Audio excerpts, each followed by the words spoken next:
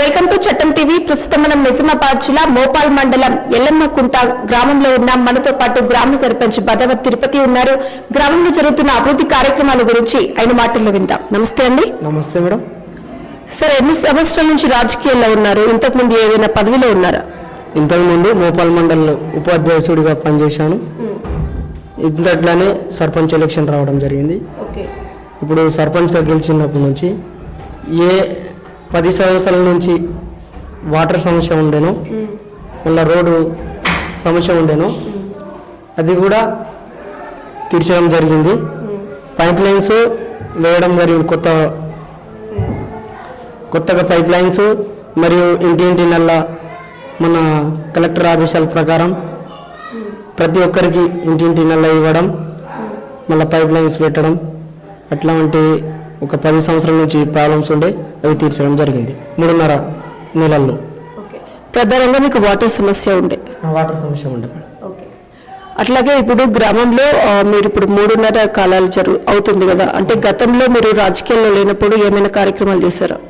చేశాను మేడం. ఏదో చిన్న చిన్న ప్రజలకు ఉపయోగపడేటి, ఏదో లోన్స్ కానీ ఏమైనా సమస్యలు ఉంటే ఇంటి సమస్యలు కానీ అటువంటికి ముందు ఉంటుండే. అందుకని ప్రజలు మనకు అనుకూలంగా సహకరించారు. రాష్ట్ర ప్రభుత్వం అందిస్తున్న సంక్షేమ పథకాలు ఏ విధంగా అమలు అవుతున్నాయి మీ గ్రామంలో? ఇప్పుడుకైతే మేడం చెప్పడం ఏం లేదు. ఇంతకుముందు రేషన్స్ కార్డు లేకుండే అవి కూడా అందుతున్నాయి. మళ్ళా ఇప్పుడు ఇందిరమ్మ ఇల్లు ఇంతకుముందు నుంచి కూడా లేకుండా అవి కూడా మంచిగానే అమలవుతున్నాయి. మెయిన్ సమస్య రోడ్డు ఉండే మాకు, ఆ రోడ్డు కూడా ఇప్పుడు చెప్పడం జరిగింది. మా ఎంపీ సాబ్ చెప్పడం జరిగింది, ఎమ్మెల్యే సాబ్ చెప్పడం జరిగింది. ఇప్పుడు మళ్ళా ఇప్పుడు ఎమ్మెల్యే సాబ్ కూడా ఇలా రావడం జరిగింది. ఆ సమస్యలు కూడా వివరం చేయడం జరిగింది మేడం. ఇక్కడ ఉన్నటువంటి రైతులు ఎక్కువగా మొక్కజొన్న పంట పండిస్తూ ఉన్నారు కదా, దాని గురించి ఈరోజు మొక్కజొన్న అది ఆల్రెడీ ఇక్కడ ఏమంటే స్టార్ట్ చేయడం కూడా జరిగింది కదా? అవును మేడం, కొనుగోలు కేంద్రము ఓపెన్ చేయడం జరిగింది. ఎమ్మెల్యే సార్ వచ్చి మంచిగానే మాది మొక్కజొన్ననే ఎక్కువ పండుతుంది. ఎందుకంటే వాటర్ బాగా ఇది ఉంటుంది కాబట్టి కరువు, మొక్కజొన్ననే ఎక్కువగా పండిస్తారు. అలాగే ఊర్లో రేషన్ షాప్ లేదు అని విన్నాం, అది నిజమేనా? అవును మేడం, మాకు ఒక 4-5 కిలోమీటర్స్ నుంచి రేషన్ పట్టుకోవడం జరుగుతుంది కాబట్టి అదే ఎమ్మెల్యే సార్కు ఎంపీ సార్కు కూడా చెప్పడం జరిగింది. అతి త్వరలో కూడా వాళ్ళు చర్య తీసుకుంటామని చెప్పారు. అలాగే గ్రామస్తులకి చాలా దూరం కదా 4-5 కిలోమీటర్స్ అంటే కూడా, మరి ఇంతకుముందు ఇంకా వేరే ఏదైనా అధికారులకు చెప్పడం జరిగిందా? చెప్పడం జరిగింది మేడం. ఎంఆర్ఓ మేడంని కలవడం జరిగింది, మళ్ళీ మండల స్థాయిలో సార్లని కూడా కలవడం జరిగింది. ఇప్పుడు ఇలా ఎమ్మెల్యే సార్ని కూడా చెప్పడం జరిగింది. ఇప్పుడు గ్రామంలో మీతో పాటు మీరు ఎన్నిక అయినప్పుడు యువత కూడా ఉండి ఉంటారు, యువత కోసం ఏమైనా చేయబోతున్నారా ఫ్యూచర్లో? కంపల్సరీ మేడం, చేయబోతున్నాం.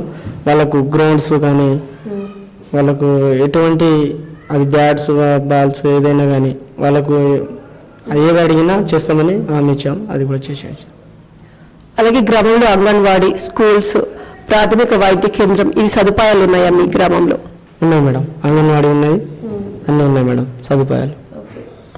ఇప్పుడు అట్లాగే 10th హైయర్ స్టడీ వరకు ఉందా, లేకపోతే ఇక్కడ నుంచి వేరే ఊరికి ఏమైనా వెళ్తారు?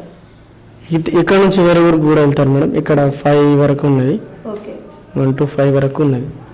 అలాగే చూసుకున్నట్లయితే ఇప్పుడు మనకి మోపాల్ నుంచి ఇటు వచ్చే రూట్ ఏదైతే ఉందో ఇక్కడ ఈ గ్రామానికి మొత్తం రిజర్వ్ ఫారెస్ట్ ఉంది. అంటే మీ గ్రామంలో ఎప్పుడు కూడా అంటే వన్యప్రాణులు రావడం కానీ అసలు మీ భయం కానీ ఏమనిపించదా? అట్లాంటివి ఏం లేదు మేడం. ఇప్పుడు ఎంత నైట్ అయినా పోవచ్చు రావచ్చు, అట్లాంటి జంతువులు కానీ ఏమని భయం అనేది ఏం లేదు మేడం. మనతో పాటు తెలంగాణ ఉద్యమకారుడు ఉప సర్పంచ్ రమేష్ గారు ఉన్నారు, ఆయనతో మాట్లాడతాం. నమస్తే అండి. నమస్తే మేడం. గతంలో ఆల్రెడీ మీరు తెలంగాణ ఉద్యమకారులుగా పనిచేయడం కూడా జరిగింది కదా, దాని గురించి చెప్పండి. గతంలో అంటే తెలంగాణ ఉద్యమం జరుగుతూ ఉంది. అప్పుడు వంట వార్పు లాంటి కార్యక్రమాలు అప్పుడు కేసీఆర్ గారు పిలిపించిన తర్వాత మేము కూడా అంతా యాక్టివ్ కాదు కానీ ఎన్ఆర్జీఎస్ ఉపాధి హామీ వాళ్ళతోటి స్టార్టింగ్ ఎప్పుడంటే ఇట్లా NH7 నుంచి రోడ్ బస్సు ఉండే, అది ఆ తోవ బంద్ అయింది. వంట వార్పు కార్యక్రమం ఉండే. ఓకే. అప్పుడు చాలా మంది బస్సులు, కార్లు, ఈ లోకల్ మా రోడ్ ఉంది మధ్య నుంచి, ఫారెస్ట్ నుంచి, ఓకే. దాన్ని ఉపాధి హామీ వాళ్ళతోటి అప్పుడు మేము కూడా ఆపివేయడం జరిగింది. అప్పుడు ఓకే. బందోబస్తు చేయరు. అప్పుడు ఉపాధి హామీ వాళ్ళతోటి మేము కూడా కొన్ని కార్యక్రమాలు పాల్గొన్నాము. ఓకే. గతంలో అంటే ఉప సర్పంచ్ కాకుండా గ్రామంలో గతంలో ఏదైనా పదవిలో ఉన్నారా? గతంలో మా ఫాదరు ఎస్టీసీఎల్ ప్రెసిడెంట్ చేసిండు. 83 నుంచి ఎన్టీ రామారావు గారి పార్టీ తీసేటప్పటి నుంచి అప్పటి నుంచి టీడీపీలో ఉన్నాం మేము. దాని తర్వాత అంచెలంచెలుగా మా నాన్న తర్వాత నేను రాజకీయ వారసత్వం తీసుకున్నాను. ఓకే. ఇప్పుడు గ్రామంలో ఎలాంటి అభివృద్ధి కార్యక్రమాలు చేస్తున్నారు?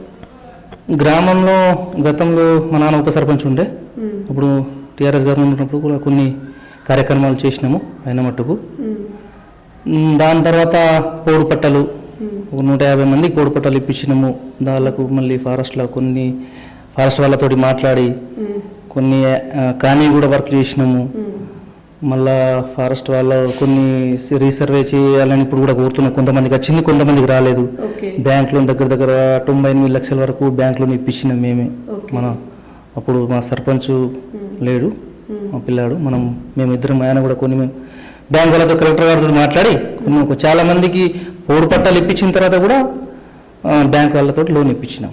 అదొకటి చాలా మట్టుకు అది మాకు గిరిజనులకు చాలా మట్టుకు హెల్ప్ఫుల్ అయింది. మ్యాక్సిమం వేరే డిస్టిక్లల్లో ఎక్కడ కూడా ఫారెస్ట్ పోడు పట్టాలకు బ్యాంక్ క్రాప్ లోన్ ఇప్పటివరకు ఇవ్వలేదు. మొట్టమొదటిగా మన SBI మంచిప్ప బ్యాంక్ ద్వారా మేము ఇప్పించినాం. మంచి హెల్ప్ అయింది అది. ఇప్పుడు మీరు సర్పంచ్ కావచ్చు, అలాగే ఉప సర్పంచ్, పార్టీలకు అతీతంగా గ్రామాన్ని అభివృద్ధి చేస్తున్నారు కదా. రాష్ట్ర ప్రభుత్వం అందిస్తున్న పథకాలను ఏ విధంగా తీసుకెళ్తున్నారు? అంటే లైక్ ఉచిత కరెంటు కావచ్చు, పెన్షన్ కావచ్చు, ఇందిరమ్మ ఇండ్లు, అలాగే రైతు బీమా, వాటి గురించి చెప్పండి. ఇప్పుడు పార్టీలతో అతీతంగానే చేస్తున్నాం. ఇప్పుడు అయితే ఈ ఎలక్షన్ వరకే రాజకీయాలు, తర్వాత రాజకీయాలకు సంబంధం లేదు. కలిసి చేయాలని అనుకుంటున్నాం. కలిసి కూడా మా పాలకవర్గం కూడా కలిసి నిర్ణయాలు తీసుకుంటున్నాము. ఒకటి వాటర్ సమస్య ఇంపార్టెంట్ మాకు. నిజామాబాద్ డిస్టిక్లో మాది ఎల్లమకుంట గ్రామ పంచాయతీ అంటే మారుమూల గ్రామ పంచాయతీ ఎల్లమకుంట. మాకు ఎల్లమకుంట గ్రామ పంచాయతీకి 3 ఫారెస్ట్ రెవెన్యూ డివిజన్ ఉన్నాయి: గాంధారి, ఇందల్వాయి, నిజామాబాద్.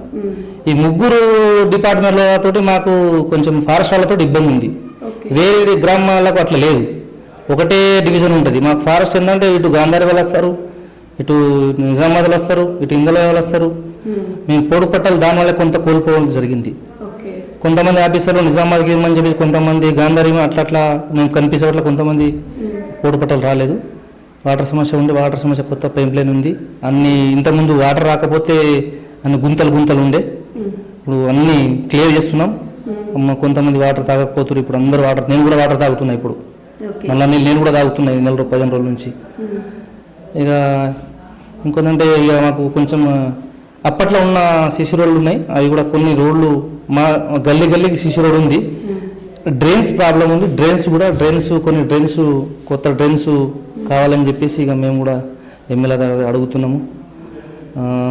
ఇంకా కావాల్సింది వాటర్ ట్యాంక్ ప్రాబ్లం ఒకటి ఉంది, ప్లస్ ఒకటి వివో బిల్డింగ్ కూడా చేస్తున్నాము. యువతకు చదువుకోవాలని చెప్పేసి యువతకు ఎంకరేజ్ చేస్తున్నాము. మొన్న మా సర్పంచ్ గారు కూడా అది క్రీడా టోర్నమెంట్ కూడా ప్రారంభించినాము యువతలకు. ప్లస్ ఒకటి క్రీడా ప్రాంగణం కూడా చేస్తామని చెప్పేసి ఎక్సర్సైజ్, వాకింగ్ చేయడానికి జిమ్, అది కూడా స్థలం చూస్తున్నాం. మాకు గవర్నమెంట్ స్థలం లేదు, అదొకటి. ఇకపోతే ఇక రైతులు మొక్కజొన్న మాకు మెయిన్ ఆధారం పంట, వర్షాధార పంట మాకు ఎక్కువ. వర్షాలతోటే బతుకుతున్నాం. ఇప్పుడు వర్షాధారం మొక్కజొన్న ఉంది. ఇవాళ అది కూడా మా విలేజ్కు ఎమ్మెల్యే గారు వచ్చి ఓపెనింగ్ చేయడం చాలా సంతోషకరమైన విషయము. 1700-1800 పోతుంది బయట. మేము 2400-2500 రూపాయలు అంటే ఒక క్వింటాల్కి 600-700 మాకు బెనిఫిట్ అయింది ఈరోజు. మంచి నిర్ణయం. వడ్లు కూడా కొనుగోలు అవుతున్నాయి.